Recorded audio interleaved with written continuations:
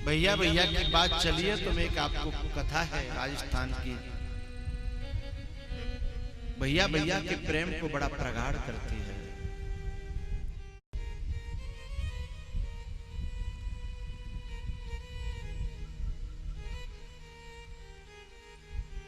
दो भैया भैया थे, बड़ा प्रेम था आपस में।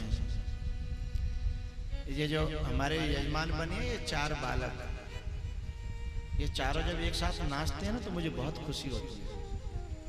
किसी बाप की चारों संतानें, चारों बहुएं एक साथ बैठ करके नाच लेती हों, उस बाप की खुशी का ठिकाना नहीं होता साहब।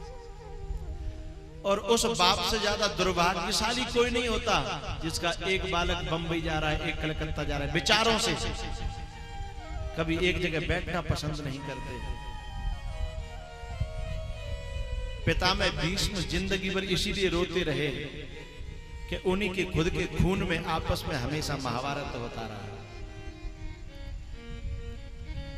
पिता में भीष्म जब आंसू टपकाते तो एक ही बात कहते कि हे परमात्मा, तूने मुझे कैसा सुख दिया, कितना बड़ा राज, उस राज का मैं बाबा, इच्छा मृत्यु का वरदान, लेकिन जिंदगी में जीने के लिए कैसा खानदान दिया मुझे। उस बाप की सबसे ज्यादा पीड़ा होती है जिसकी औलाद जिसके मन की बात न समझती हो, और बाप कुछ कहे उसका उल्टा अर्थ लगाती हो, और आपस की ईर्ष्याओं में पिसता है बाप, पिसती है मां, पिसती है मां। मां तो हमेशा कोशिश करती है कि छोरा अपने पापा थे कछु न कहे, या पापा जा छोरा थे कछु न कहे, और आपस में दोनों कहते भी हैं तो उसको छुपाने की कोशिश करती है मां। लेकिन एक सीमा तक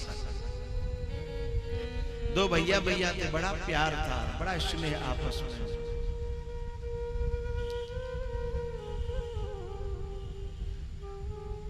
दोनों की शादी हुई, शादी में दोनों की बहुएं कुछ दिन एक साथ रही, फिर ईर्ष्या करने लगी, अलग अलग हो गई। भैया भैया में इतना प्यार था कि न्यारे तो हो गए पर एकांत में बैठ करके बतरा देते, बड़ा प्यार से मिलते बैठते थे। बहुओं को पता लगी तो उन्होंने उनके कान खींचे, बोले हम न्यारे साजे हो गए, हमारी उनसे बनती नहीं है तो तुम्हारा जरूरी है वहां बैठना। तो बहुओं से छुप छुप करके मिलते हैं ये दोनों। पति पे तो इन दोनों की नहीं चली, लेकिन इन दोनों ने अपने अपने बच्चों में जहर घोलना चालू कर दिया कि तू उनके यहाँ नहीं जाओगे, तुम उनके यहाँ नहीं जाओगे, वे हमेशा से मेरी दुश्मन रही है, इसने मेरे साथ ऐसा किया, इसने मेरे साथ ऐसा किया। बैर के बीज डाल दिए,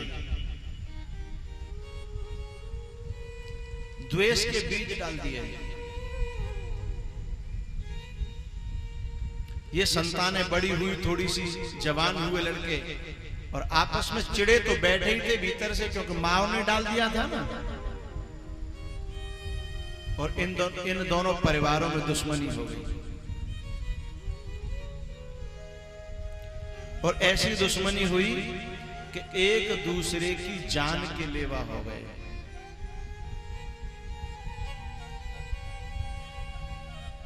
मरने मारने पे उतारू हो गए।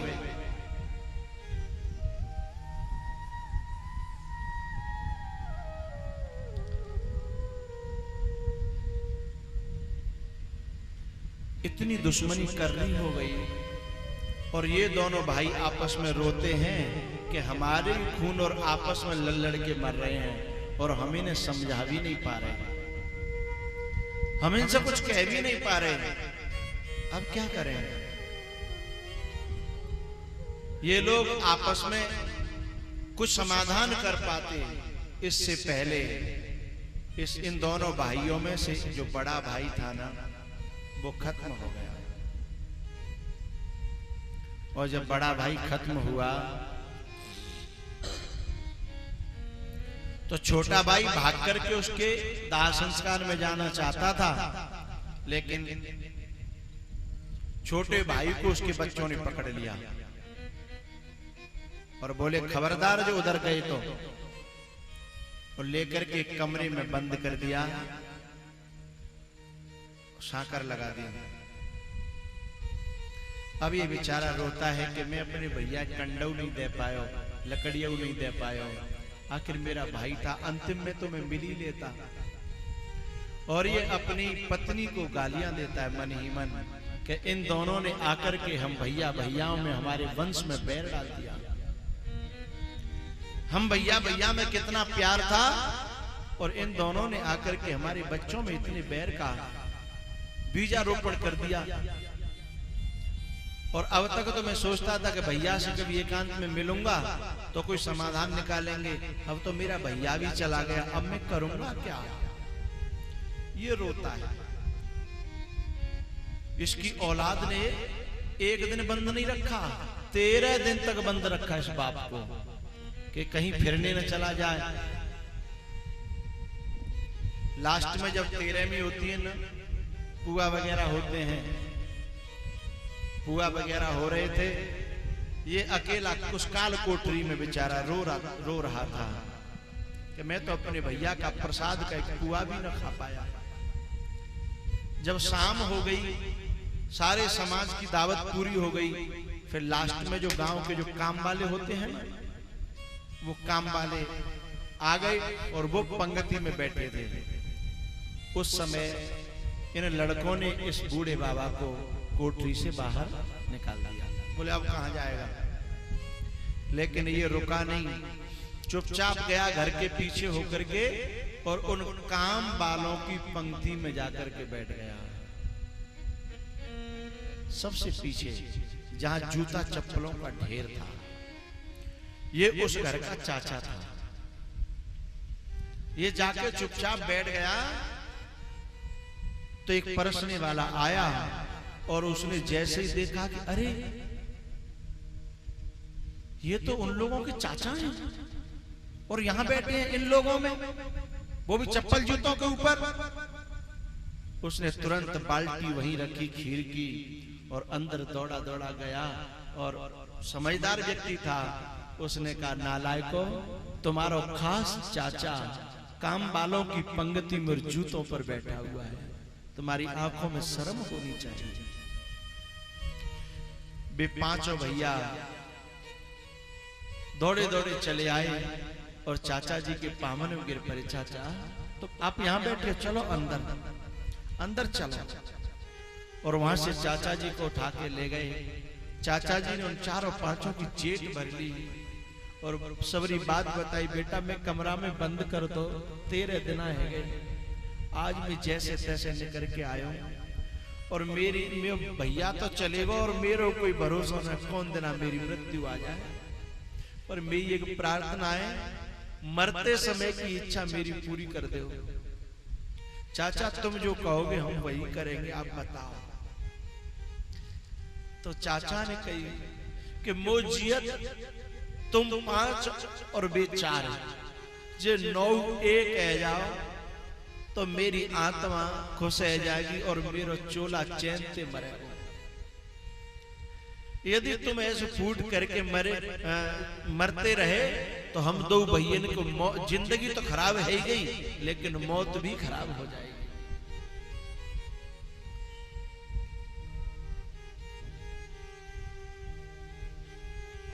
इन पांचों ने कहा चाचा चलो हम उन्हें मनाए भी चल रहे हैं, चाहे भी हमारी नार काट दे, पर हम अब लौटेंगे नहीं, उन्हें मनाए के ही लाएंगे, आप चलो। आगे ये पांचों भैया, पीछे चाचा। वे अपने घर पे पांचों के पांचों बैठे और ये हाथ जोड़ के और जाकर के पावन में गिर पड़े। चाचा ने पीछे से कही नालायको, तुम्हारे पावन में तुम्हारे भैया गिरे हैं, शर्म करो, इन्हें उठाओ और गले पे लगाओ। आखिर कोई पावन में गिर जाए तो नार तो काटी नहीं जाती। तो उन चारों ने इन पांचों को उठा करके और गले से लगाया और पूरा खानदान एक हो गया। और इस बूढ़े ने कहा जुग जुग जियो भैया, तुमने मेरी बात मान ली। जो अपने बड़े बूढ़े की बात मानते हैं ना, वे हमेशा विकास करते हैं। उनका हमेशा कल्याण होता है, क्योंकि बड़े बूढ़े अनुभव से गुजरे हैं। उनका अनुभव बड़े काम का होता है। जो उनके अनुभवों से गुजरता है, उसके अपने जीवन में धारण करता है, वह व्यक्ति आगे बढ़ जाता है।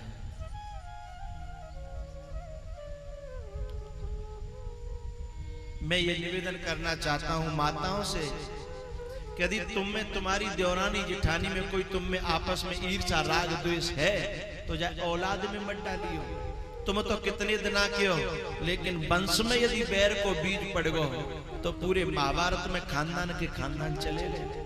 अब गांव में जो बैर पड़ रहे हैं ना आपस में, कैसे पड़ रहे हैं? ये कहीं न कहीं से बीजारोपण हो रहा है, कहीं न कहीं से ये वायरस आ रहा है। कदम अपना आगे बढ़ाता चला जा, सदा प्रेम की गाता चला जा। जो बिछुड़े हुए हैं उन्हें तू मिला जा, जो बिछुड़े हुए हैं उन्हें तू मिला जा।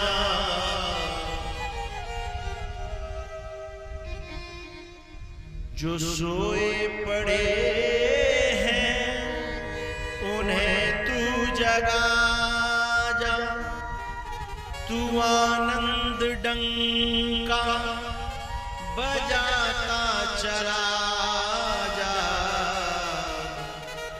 सदा प्रेम के गीत गाता चला जा।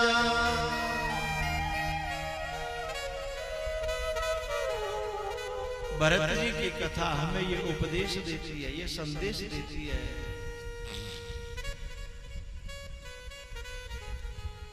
जो बहुएं भैया भैया से दूर करती हैं भैया को, वे सचमुच सच्ची नारी नहीं है। बहुत सी नारियां तो अपने पतियों को उनके मां से दूर कर देती हैं। उन्हें अलग चाहिए, सेपरेट चाहिए। चाहे वो मां से दूर हो, चाहे बाप से दूर हो। वे बहुएं भी सच्ची पत्नी नहीं है, सच्ची बहुएं नहीं है।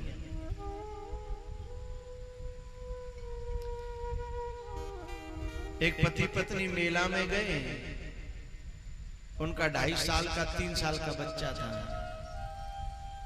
मेला में खो गया।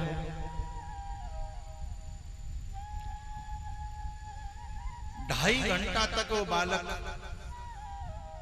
खोया रहा। इतने 2.5 घंटा में उस मां के सारे कर्म हो गए, मरी नहीं, सारे कर्म हो गए।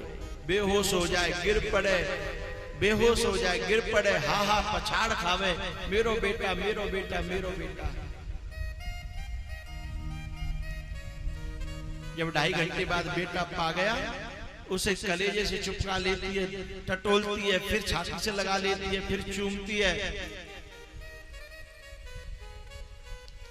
उसके पति ने कहा कि तेरा बेटा मिल गया है ना? बोले हाँ मिल गया। चलें अब घर? चलो। तो घर इस साइड में था और पति बोला इस साइड में चलना है। बोले क्यों? बोले इधर रेलवे स्टेशन है। बोले वहां क्या करेंगे?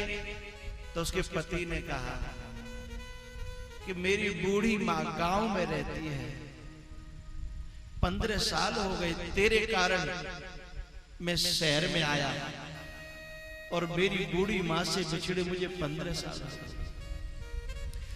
तुझे पता नहीं चला 2.5 घंटे में बेटे से दूर रह करके तेरा क्या हाल हुआ?